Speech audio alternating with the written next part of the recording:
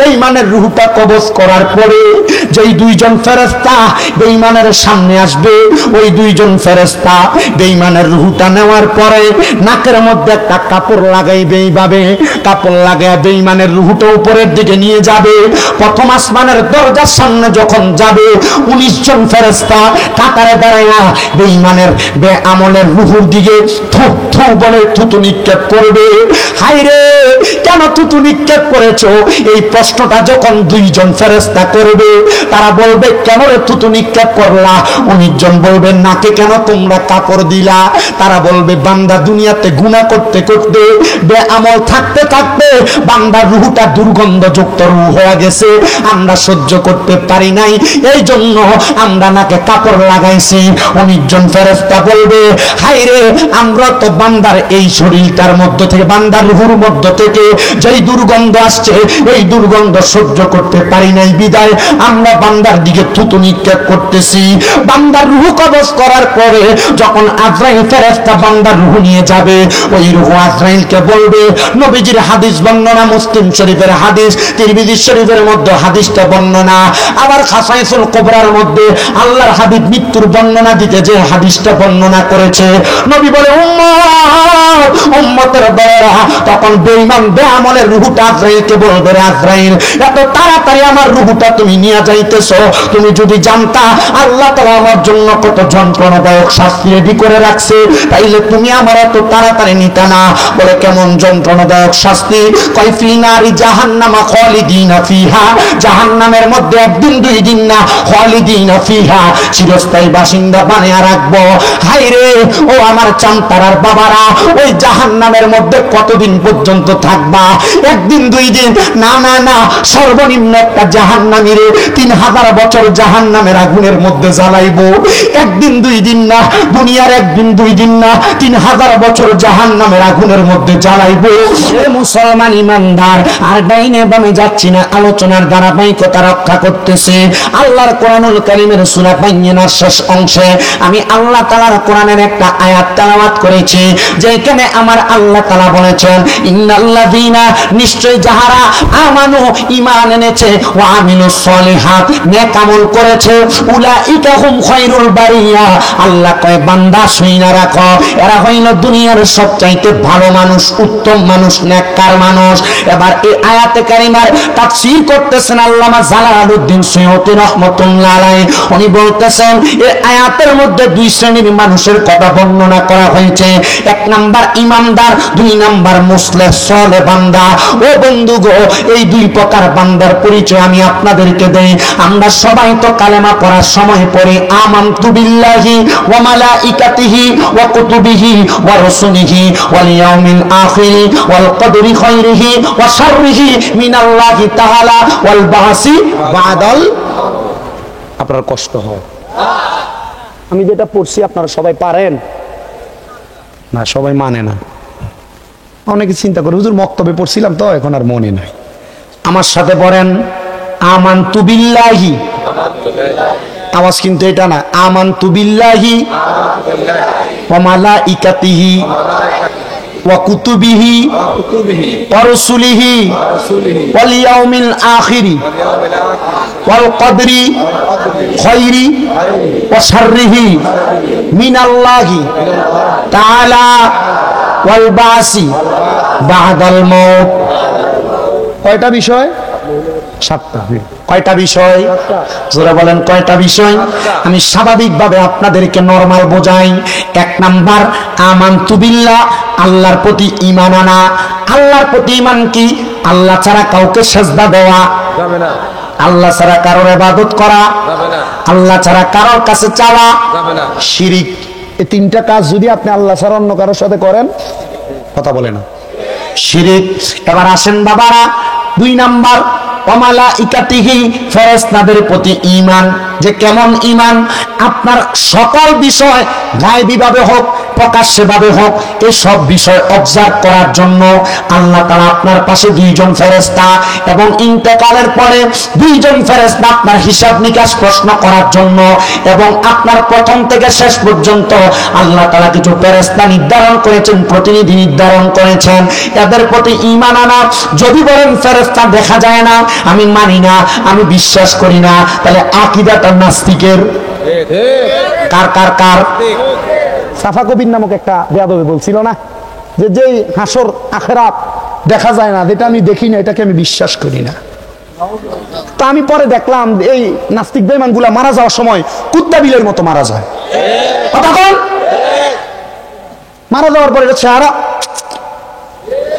কথা কেন কেন?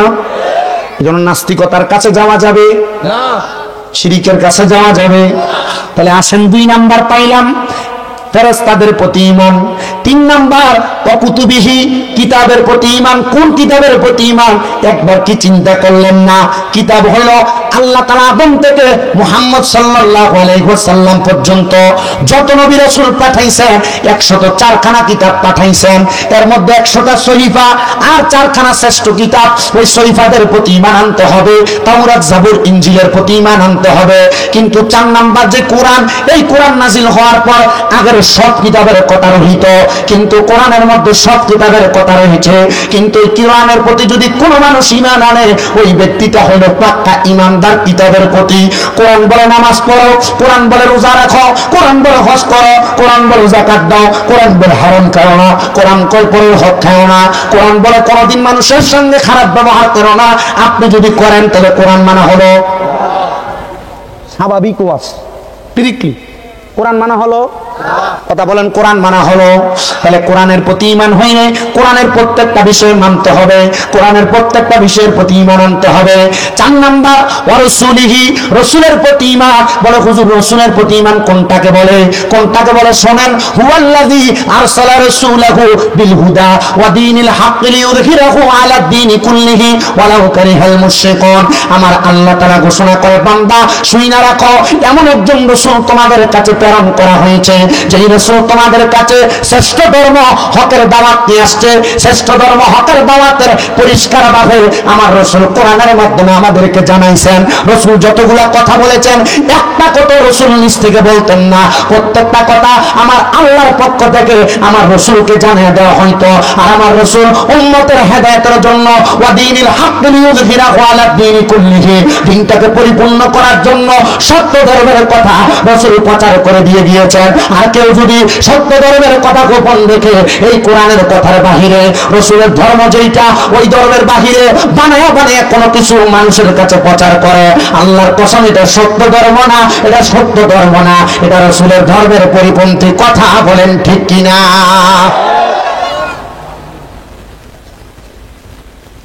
5 নম্বরটা বড় মারাত্মক, ওয়াল ইয়াউমিল আখিরি, আখিরাতের প্রতি বিশ্বাস।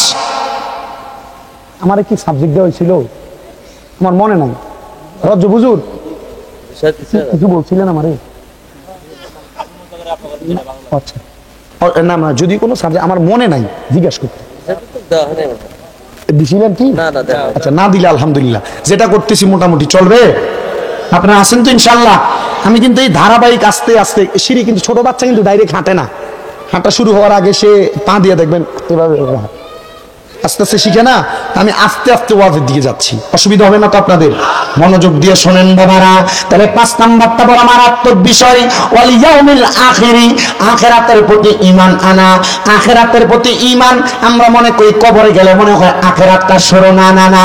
আখিরাতের প্রতি ঈমান হইল যখন আপনার ইন্তেকাল হবে, ইন্তেকালের পূর্বে আজরাইল আপনার কাছে আসবে রূহ কবজ করার জন্য। আজরাইল আসার আগে আরো 2টা ফেরেশতা আপনার কাছে আসবে, যেই ফেরেশতাদের চোখের রং হবে নীল। কেমন হবে? ওই নীল রঙের 2টা চোখ নিয়ে ফেরেশতারা আগমন করবে। ওই 2টা ফেরেশতা আপনার সামনে আসার সাথে সাথে যদি আপনি ঈমানদার হন, আপনি বড় খুশি। কিন্তু যদি আপনি বেঈমান হন, যদি আপনি ইন্নাল্লাযীনা কাফারু মিন আহলিল কিতাবি ওয়াল মুশরিকিনা এই তিনটা কাতারে হন, মানে দুনিয়াতে কুফরি করেন, মানে কাফেরের অন্তর্ভুক্ত হন, কুফরি কোন আকীদা ধারণ করেন, কুফরি কোন বিশ্বাস আপনার মনে থাকে, 3-2 নাম্বার আপনি যদি আহলে কিতাবের অন্তর্ভুক্ত হন, ওয়াল মুশরিকিন যদি আপনি কোন শিরিক করেন, মানে মূর্তি পূজা করেন, আল্লাহর সঙ্গে কাউকে শরীক করেন, আল্লাহর কসম তাহলে আপনি মুশরিক। তাহলে তাদের মরণের অবস্থা বড় খারাপ, বড় মারাত্মক। আমি আপনাদেরকে বলেছিলাম মানুষের মরার ব্যাপারে একটু কথা বলে যাব। ভালো মানুষের মরণ আর খারাপ মানুষের মরণ, আপনারা একটু মনোযোগ দিয়ে শুনবেন। ওই আখিরাতের প্রথম ধাপ শুরু। আল্লাহর নবী বলে উম্মত আজরাইল যখন কোন উম্মতের সামনে আসবে, যদি পাক্কা ঈমানদার হয় দেখা বড় খুশি হয়ে যাবে, কিন্তু যদি বেঈমান হয় আজরাইল আসার আগে 2টা ফেরেশতা আসবে। ওই 2টা ফেরেশতার নীল নীল চক্ষুগুলো দেখা বান্দার মওতের বিছানার মধ্যে, সাকরাতুল মওতের বিছানার মধ্যে ভয়ে প্রস্রাব পায়খানা করে দিবে। হে মুসলমান, হে আমার চামতারার বাবারা, বিছানার মধ্যে প্রস্রাবটা কখন করে তাহলে আবার বুঝা নেন। আজরাইলের আগে 2টা ফেরেশতা আসে, ওই 2 ফেরেশতার ওই চেহারাটা দেখা, চোখটা দেখা বান্দা ভয়ে প্রস্রাব পায়খানা করে দেয়। এবার আজরাইল যখন বান্দার সামনে আসে, বান্দার চেহারা দিয়া মুখ দিয়ে কথা বলার চেষ্টা করে, তখন বান্দা আর আজরাইলের সঙ্গে কথা বলতে পারে না। 2 চোয়ালের মাঝখানে জিহ্বা কামড় পরে মারা যায়। বান্দার চোখে ইশারা দিয়ে বুঝাইতে চেষ্টা করে, তখন বান্দার চোখটা উল্টে যায়। এবার আজরাইল যখন বান্দার বুকের মধ্যে থাবা দিয়ে ধরবে গো, ওই থাবাটা দিয়ে ধরার সাথে সাথে বান্দার হাতের সাহারক গুলা, পায়ের সাহারক গুলা, গাড়ের সাহারক গুলা ঠাস ঠাস করে ছিঁড়ে যায়। বান্দার রক্ত চলাচল করতে পারে না। তখন বান্দার 2টা ছিদ্র শুধু খোলা থাকে, নাকের ছিদ্র আর মুখের ছিদ্র। বান্দার রক্তগুলা নাক এবং মুখ দিয়ে বের হয়ে যায়। আল্লাহ, ওই আজরাইলের মারাত্মক চেহারা আমরা দেখা সহ্য করতে পারবো না। কই না রে না, আজরাইলের শুধু ভয়ঙ্কর চেহারা না, আজরাইল যখন তোমার সামনে আসবো, ওই সামনে আসার সাথে সাথে তুমি আজরাইলের ভয়ঙ্কর চেহারা না, বান্দা আজরাইলের চেহারার দিকে তাকায়া আজরাইলের কপালের দিকে তাকাইবা আর দেখবা এমন ভয়ঙ্কর লাগে, আমি সহ্য করতে পারবো না বইলা বইলা চিৎকার করবা। আরে আপনি আমি না, আমরা যে নবীর উম্মত, ওই নবীর রূহ মুবারক যখন কবজ করার জন্য আজরাইল আসছে, আজরাইল নবীর রূহ মুবারক কবজ করে নাই, শুধু নবীজির বুক মুবারকের উপর আজরাইলের হাতটা রাখছে। নবী আমার আল্লাহ বলে চিৎকার করেছে। নবীজির হুজরা মুবারকের মধ্যে খাতুনে জান্নাত ফাতেমাতুজ জাহরা রাদিয়াল্লাহু তাআলা আনহা নবীর কন্যা উপস্থিত ছিল। তিনি বলেন আমি দেখলাম আমার আব্বাজান কার সঙ্গে কথা বলে। আমার আব্বাজান বলতেছে, রে ফেরেশতা, তোমার হাতের এত ওজন, আমি বুঝতে পারলাম এই দুনিয়ার সকল পাহাড় যদি আইনা একটা মানুষের উপর তুইলা দেওয়া হয় তার এত কষ্ট হবে না, তোমার হাতের প্রেসারটা নিতে যত কষ্ট হবে। আজরাইল, আমার উম্মতের রূহ কি এত কষ্ট দিয়া নেওয়া হবে? আজরাইল কয় না রে না, উম্মত যদি ঈমানওয়ালা হয়, উম্মত যদি ঈমানের দৌলতে ধনী হয়, উম্মত এত কষ্ট দিয়া মারা হবে না। নবী গো, আমার নবী, ও দয়ার নবী, তাহলে কেমনে মারা হবে? আমার নবী কয় মুমিন এমন ভাবে মারা যাবে মরণের খবর টের পাবে না। শুনে আগে বেঈমানের কথাটাই বলি। বেঈমানের রূহটা কবজ করার পরে যেই 2জন ফেরেশতা বেঈমানের সামনে আসবে, ওই 2জন ফেরেশতা বেঈমানের রূহটা নেওয়ার পরে নাকের মধ্যে একটা কাপড় লাগাইবে, এইভাবে কাপড় লাগায় বেঈমানের রূহটা উপরের দিকে নিয়ে যাবে। প্রথম আসমানের দরজার সামনে যখন যাবে, 19 জন ফেরেশতা কাতারে দাঁড়ায়া বেঈমানের বেআমলের রূহের দিকে থু থু বলে থুতু নিক্ষেপ করবে। হায়রে, কেন থুতু নিক্ষেপ করেছো? এই প্রশ্নটা যখন 2জন ফেরেশতা করবে, তারা বলবে কেন রে থুতু নিক্ষেপ করলা? 19 জন বলবে নাকে কেন তোমরা কাপড় দিলা? তারা বলবে বান্দা দুনিয়াতে গুনাহ করতে করতে বেআমল থাকতে থাকতে বান্দার রূহটা দুর্গন্ধযুক্ত রূহ হয়ে গেছে, আমরা সহ্য করতে পারি নাই, এই জন্য আমরা নাকে কাপড় লাগাইছি। 19 জন ফেরেশতা বলবে হায় রে, আমরা তো বান্দার এই শরীরটার মধ্য থেকে, বান্দার রূহের মধ্য থেকে যেই দুর্গন্ধ আসছে এই দুর্গন্ধ সহ্য করতে পারি নাই, বিদায় আমরা বান্দার দিকে থুতু নিক্ষেপ করতেছি। বান্দার রূহ কবজ করার পরে যখন আজরাইল ফেরেশতা বান্দার রূহ নিয়ে যাবে, ওই রূহ আজরাইলকে বলবে, নবীজির হাদিস বর্ণনা, মুসলিম শরীফের হাদিস, তিরমিজি শরীফের মধ্যে হাদিসটা বর্ণনা, আবার খাসাইসুল কুবরার মধ্যে আল্লাহর হাবিব মৃত্যুর বর্ণনা দিতে যে হাদিসটা বর্ণনা করেছে, নবী বলে উম্মত, উম্মতের দলেরা, তখন বেঈমান বেআমলের রূহটা আজরাইলকে বলবে, রে আজরাইল, এত তাড়াতাড়ি আমার রূহটা তুমি নিয়ে যাইতেছো, তুমি যদি জানতা আল্লাহ তাআলা আমার জন্য কত যন্ত্রণাদায়ক শাস্তি রেডি করে রাখছে, তাইলে তুমি আমার এত তাড়াতাড়ি নিতে না। বলে কেমন যন্ত্রণাদায়ক শাস্তি? কয় ফি নারি জাহান্নামা খালিদিনা ফিহা, জাহান্নামের মধ্যে একদিন দুই দিন না, খালিদিনা ফিহা, চিরস্থায়ী বাসিন্দা বানিয়ে রাখবো। হায় রে ও আমার চামতারার বাবারা, ওই জাহান্নামের মধ্যে কতদিন পর্যন্ত থাকবা? একদিন দুই দিন না, না না, সর্বনিম্ন একটা জাহান্নামীরে 3000 বছর জাহান্নামের আগুনের মধ্যে জ্বালাইবো। একদিন দুই দিন না, দুনিয়ার একদিন দুই দিন না, 3000 বছর জাহান্নামের আগুনের মধ্যে জ্বালাইবো। ওই জাহান্নামের আগুনের মধ্যে শুধু জ্বালাইবো না, 1000 বছর জাহান্নামে জ্বালায়া জাহান্নামের আগুনের রংটা থাকবে লাল, 2000 বছর জ্বালায়া জাহান্নামের আগুনের রং হবে সাদা, আবার 3000 বছর জ্বালায়া জাহান্নামের আগুনের রং বানাইবো কালা। ওই আগুনে জ্বালাইতে জ্বালাইতে বান্দার দেহটা একবারে পরিত্যক্ত বানায়া ফেলবে। তখন আবার বান্দার দেহ গঠন কইরা তাকাসুর নামক জায়গার মধ্যে বান্দাকে দাঁড় করায়া দিবে। ওই সময় বান্দাকে কথা বলার সুযোগ দিবে। আমরা তো জানি কবরে 3টা প্রশ্ন করবে, যদি বেআমল হয়, বেঈমান হয়, কবরে প্রশ্ন না, ডাইরেক্ট মাইর। খাইবা মানুষের জমি দখল করে খাইবা, ওজনে কম দিয়ে খাইবা, নামাজ ছাড়বা, গুনাহ করবা, কবরে যাইবা না?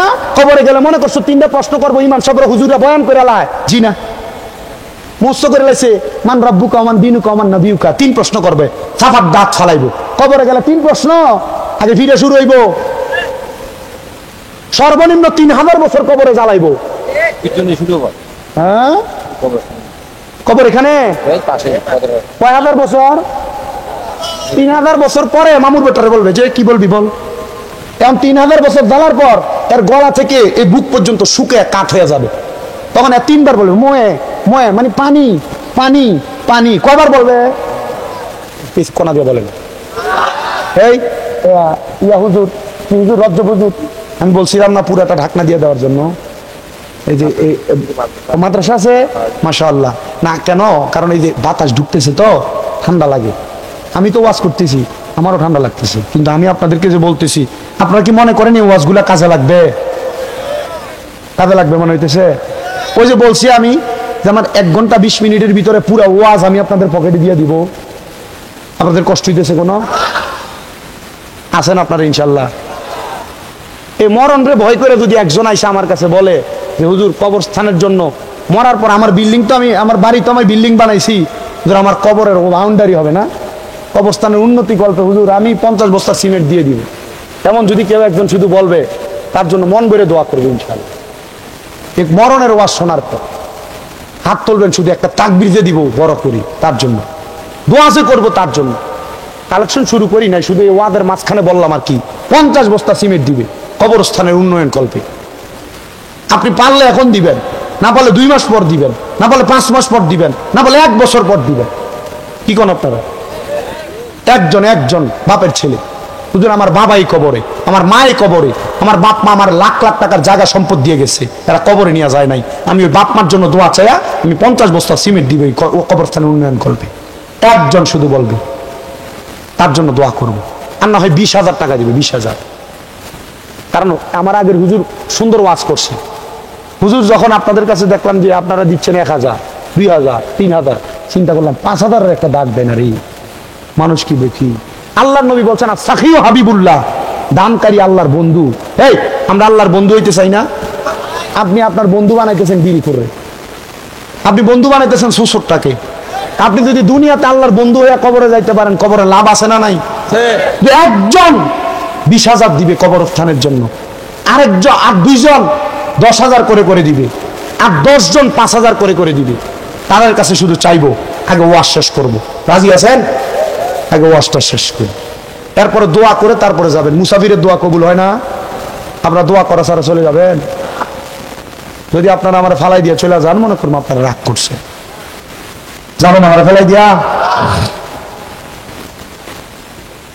আর আপনাদের শরীরে রাগই নাই। হ্যাঁ, মারাত্মক শ্রোতা। আল্লাহ কবুল করুক, জোরে পড়ে না আমিন। তাহলে কবরবাসীদারে কয় হাজার বছর? সর্বনিম্ন 3,000 বছর পর তাকাসসুন নামক জায়গায় দাঁড় করায়া এবার বলবে কি বলবা বলো। এখন বান্দার কিছু বলবে না, বান্দা বলবে পানি পানি।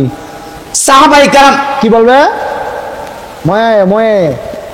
আপনি তো এটা ময়ে ময়ে মনে করছেন, একবারে স্বাভাবিক লাগতেছে, এখন পানির জন্য চিৎকার করবে। এই হাদিস যখন আমার কুমিল্লা আলিয়া মাদ্রাসার মুহাদ্দিস হুজুর পড়াচ্ছেন, এই হাদিস পড়াইতেছেন আর হুজুর কাঁদতেছে, পড়াইতেছেন আর কাঁদতেছেন। রসুল বলছেন, এই হাদিস যখন রসুল সাল্লাল্লাহু আলাইহি ওয়াসাল্লাম বলতেছেন, তখন মসজিদে নববীর ভিতরে আহলে সুফার একটা সদস্য ছিল না, 70-72 জনের। এই আহলে সুফার সদস্যের 40 জন একসাথে বেহুশ হয়ে গেছে। ইয়া রাসূলুল্লাহ বলেন কি? মানুষ এমন হাহাকার করবে, নবীজি তাদেরকে কি পানি দেওয়া হবে? নবীজি বলছে দেওয়া হবে, কিন্তু দুনিয়ার পানির মতো পানি না। এটা একটু পালা, পানিটা ফেলে দিই। দুনিয়ার পানির মতো পানি না। ইয়া রাসূলুল্লাহ, ইয়া হাবিবাল্লাহ, নবী গো কেমন পানি দেওয়া হবে? নবী বলবে, অন্যান্য জাহান্নামীদেরকে আগুনের মধ্যে পুরায়া যেই রক্তপুঞ্জগুলা তৈরি হয়েছে, ওই রক্তপুঞ্জগুলা দিবে বান্দাকে খাওয়ার জন্য। কিন্তু দুনিয়ার গ্লাস তো কাঁচের গ্লাস, এমন কাঁচের গ্লাস না, স্টিলের গ্লাস না, মাটির গ্লাস না, প্লাস্টিকের গ্লাস না। আল্লাহর নবী বলে লোহার গরম উত্তপ্ত একটা গ্লাসের মধ্যে করে দিবে। আগুনের কয়লা যেমন লাল, ওই গ্লাসটা এমন লাল হবে। এটার মধ্যে করে অন্য জাহান্নামীদের রক্তপুঞ্জ দিবে। উলামায়ে কেরামকে জিজ্ঞাসা করেন, এই রক্তপুঞ্জের নাম হাদিস শরীফে কয় তিনাতুল খাবাল। এই তিনাতুল খাবাল দিবে, নে জাহান্নামী খা। জাহান্নামী তখন জাহান্নামীর মুখের সামনে নিবে, বান্দা খাইবে। বলে হ্যাঁ, বান্দা যখন মুখে দিবে, বান্দার জিহ্বা, বান্দার পেটের নাড়ি বুড়ি পায়খানার রাস্তা দিয়ে বের হবে, আর বান্দা জাহান্নামের আগুনের মধ্যে পড়ে যাবে। বান্দা তখন সেখানে চিৎকার করবে, মুক্তি নাই, মুক্তি নাই, মুক্তি নাই, উপায় নাই। ওই কবরের মধ্যে বড় ভয়ঙ্কর অবস্থা। সাহাবায়ে কেরাম কান্দে, ও মায়ার নবী, ও দয়ার নবী, রাহমাতুল লিল আলামিন নবীজি, আপনার কাছে জানতে চাই, তাহলে ওই কবরের মধ্যে ইমানদাররা কেমন ভাবে রাখা হবে? নবী আমার কবর সুখবর, সুখবর, ইমানদারের জন্য সুখবর। নবী গো কেমন সুখবর? নবী আমার বলে উম্মত, ইমানদার যখন মারা যাবে, ইমানদারের কাছে 2টা ফেরেশতা আসবে, কিন্তু ভয়ঙ্কর রূপ নিয়ে না। ইমানদারের কাছে আসবে মায়ার রূপ নিয়ে। ইমানদারের কাছে যখন আসবে, একজন ফেরেশতার হাতের মধ্যে মেশক আম্বরের আতর থাকবে, আরেকজনের হাতের মধ্যে জান্নাতি একটা আপেল থাকবে। মেশক আম্বরের আতর নিয়ে ফেরেশতাটা নাকের আগার মধ্যে এসে বসবে। কোথায় বলে না? নাকের আগার মধ্যে বসবে ইমানদারের। আরেকজন আইসা বান্দার মাথার কাছে বসবে। এবার আজরাইল আসবে বান্দার রূহ কবজ করার জন্য। কিন্তু বাবা, দুনিয়ার সবার রূহ কবজ করা সোজা, কিন্তু ইমানদারের রূহটা কবজ করার সময় আজরাইল 8 জন ফেরেশতা 4 বার বাধা দিবে। কয়জন? আচ্ছা আপনি চিন্তা করেন তো, আপনি কেমন ইমানদার হওয়া দরকার? আমি আপনাকে বলবো না যে আপনি কেমন ইমানদার। বাড়িতে যখন যাবেন, আপনার ডান হাতটা ডান গালের সাথে লাগায়া পাটারে মিমের মতো বাঁকা কইরা আপনি চিন্তা করবেন, আমি ইমানদার। আরে আমি তো আমার বউরে তার মা বাপ তুলে গালি দেই। আমি ইমানদার, আমি ওজনে কম দেই। আমি ইমানদার, আমি দৈনিক 100-500 মিশা কথা কই। আমি ইমান বলে না, আমি ইমানদার, আমি আমার মাকে বাদ দিই না। আমি ইমানদার, আমি আমার বাপ মারে ধমক দিই, গালি দিই, বুড়াবুড়ি বলি। তখন আপনার হিসাব মিলা যাবে। তখন আপনার হিসাব কি হবে? মিলা যাবে। তখন আপনি আপনার হিসাব পাওয়া যাবেন যে আপনি যে কেমন ইমানদার। মারা যাওয়ার সময় আজরাইল আপনার রুহু নেওয়ার সময় ফেরেশতা বাধা দিবে কিনা। তাহলে ইমানদারের রুহু নেওয়ার সময় আজরাইল বাধা প্রাপ্ত হবে কয়বার? কয় ফেরেশতার মাধ্যমে? তিরমিজি শরীফের হাদিস। গভীর মনোযোগ দিয়ে বাবারা, ইমানদার বান্দার কাছে এসে যখন ইমানদার বান্দার বুকের মধ্যে হাত দিবে, ইমানদার বান্দার বুকের মধ্য থেকে দুইজন ফেরেশতা বাধা দিয়া বলবে, আজরাইল, ইমানদার বান্দার বুক দিয়ে রূহ কবজ করা যাবে না। বলে কেন? বলে ইমানদার বান্দার বুকের মধ্যে আল্লাহ নবীর ভালোবাসা আছে, এজন্য ইমানদার বান্দার রূহ বুক দিয়া বাহির করা যাবে না। বিওয়াজিকাল নূর টার্গেট করবে বান্দার চেহারার দিকে, বান্দার কপালের মধ্যে হাত দিবে রূহ কবজ করার জন্য। কপাল থেকে দুইটা ফেরেশতা বাধা দিয়া বলবে, রে আজরাইল, কপাল দিয়ে রূহ বাহির করা যাবে না। বলে কেন? বলে বান্দা 5 ওয়াক্ত নামাজে আমার আল্লাহকে সিজদা দিয়ে সুবহান রাব্বিয়াল আলা বলে আল্লাহ তাআলার প্রশংসা করেছে, এই জন্য।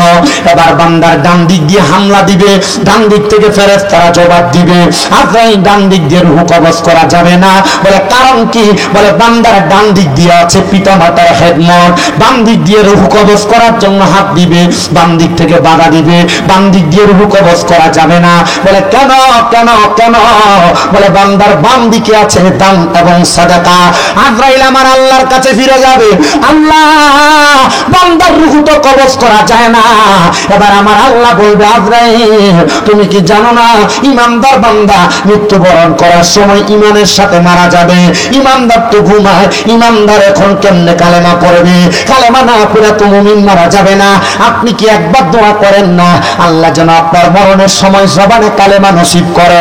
কত মানুষ তো বোবার মতো হয়ে মারা যায়, জবান বন্ধ হয়ে মারা যায়, তওবা পড়াইতে হুজুর নিয়ে যায়, কিন্তু তওবা মুখে দিয়ে আসে না। আসে না? ইমানদার কালিমা পড়ে মারা যাবে,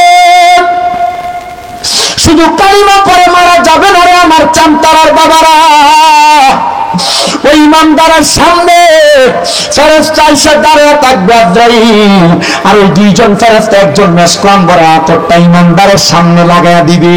সুগ্রাণ পাইয়া ইমানদার সুগ্রাণ পাইয়ে ভাবে চক্ষুটা খুলবে, জান্নাতে আপেলটা ইমানদারের সামনে ধরা হবে, আর ইমানদার বান্দা মুখ লাগা পড়বে, লা ইলাহা ইল্লাল্লাহ মুহাম্মাদুর রাসূলুল্লাহ সাল্লাল্লাহু আলাইহি ওয়াসাল্লাম।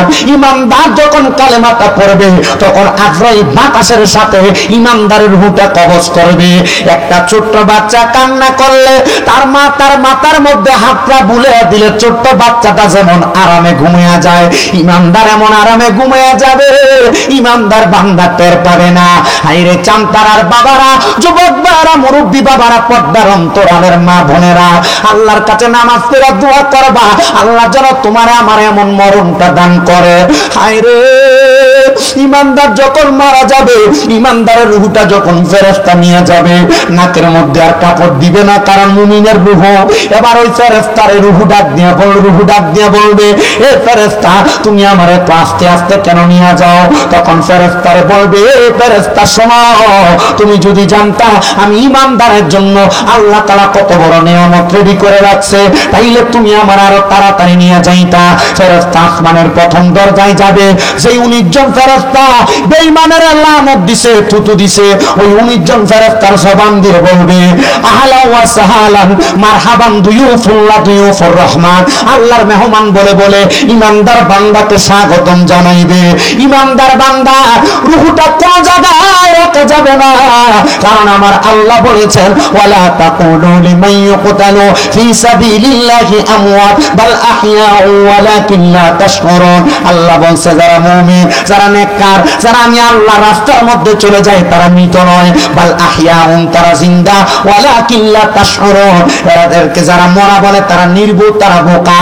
আপনি যদি মুমিন হন, মারা যাওয়ার পর আপনার রূহ যদিও চলে যায়, আপনি জিন্দা। বলে হুজুর কেন? এটা আমার ঘোষণা না, স্বয়ং আমার আল্লাহর ঘোষণা। এ মুসলমান, এ চামতারার বাবারা, এ আমার সিরাজগঞ্জের বাবারা, মনোযোগ দিয়া শোনো রে বাবা। সুদূর কুমিল্লা থেকে আপনাদের কাছে আইসা আমি আপনাদেরকে বয়ানটা শোনায়া জান্নাত এবং জাহান্নামের ভয়ঙ্কর এবং মজার কথা বলার উদ্দেশ্য হইল আপনারা জাহান্নামকে ভয় কইরা গুনাহ ছাড়বেন, জান্নাতকে ভালোবাসা ইবাদত করবেন। যদি আপনারা না করেন তাহলে আমি আল্লাহর কাছে জবাব দেওয়া লাগবে না, আপনার জবাব আপনি দিবেন। কারণ আপনার কানের মধ্যে হেদায়েতের জন্য, হেদায়েতের পথের জন্য আওয়াজ দেওয়া হয়েছে, আপনি মানেন নাই বিদায় আপনি জাহান্নামের যাত্রী হবেন, আর আমার আল্লাহ তাআলা টেনে টেনে জান্নাতে নিয়ে যাবে। আমি চাই না রে চামতারার কোন যুবক, কোন মুরব্বী, কোন মা বোন জাহান্নামে যাক। ইমানদার বান্দার রূহ ফিরিয়ে দিবে, ইমানদার বান্দা কবরে বড় আরামে থাকবে। কিন্তু জানো আল্লাহর নিয়ামতের শুকরিয়া আদায় করলে আল্লাহ তাআলা আরো কিছু পুরস্কার দান করে। ইমানদার বান্দার দেহ যখন কবরে রাখবে, ওই কবরে কোনো লাইট নেই, বাতাস নাই, আলো নাই, কিন্তু মুমিন বান্দা কবরে যাওয়ার পরে মুমিন বান্দা নামাজ আদায় করার কারণে চেহারার মধ্যে আল্লাহ তাআলা এমন একটা নূরের আলো প্রজ্বলিত করে দিবে, বান্দার কবর অন্ধকার থাকবে না, বান্দার কবর আলোকিত হয়ে যাবে, আলোকিত হয়ে যাবে। হায়রে এমন কবর আন্দার হবে না, বান্দার কবরের সওয়ালের জবাব সব হয়ে সহজ হয়ে যাবে। বান্দা যখন কবরে যাবে বান্দার জন্য ফুলসেরাতের রাস্তাটা বিজলির মতো পার হয়ে যাবে। বান্দা বিসমিল্লাহ বলে কদম রাখবে, আলহামদুলিল্লাহ বলে কদম উঠাবে। বান্দা যখন আল্লাহ তাআলার জান্নাতের সামনে যাবে, বান্দা জান্নাত দেখে দেখে কান্না করবে, মনি তোমার জান্নাত এত সুন্দর, এই নিয়ামতের কথা তুমি বলেছো। আল্লাহর কোরআন বলে জান্নাত কেমন মজা, মুমিনদেরকে কেমন জান্নাত দেওয়া হবে, জাযাউহুম ইনদা রাব্বিহিম, আমার আল্লাহর পক্ষ থেকে পুরস্কার হইল ইনদা রাব্বিহিম জান্নাতু আদন, ওই পুরস্কারের নাম হলো জান্নাতুল আদন। সাহাবায়ে কেরাম বলে নবী গো ওই জান্নাতুল আদন দেখতে কেমন? নবী কয় তাজরি বড় সুন্দর, তাহতিহাল আনহার, ওই নদীর নিচে দিয়ে একটা নহর প্রবাহিত হয়, ওই নহরের নাম হলো আমদার হুজুরের নাম রজব নদী। রজব হুজুর ওই নদীর নাম কি নদী বলেন না? মাস ও রজব মাস আর হাওয়া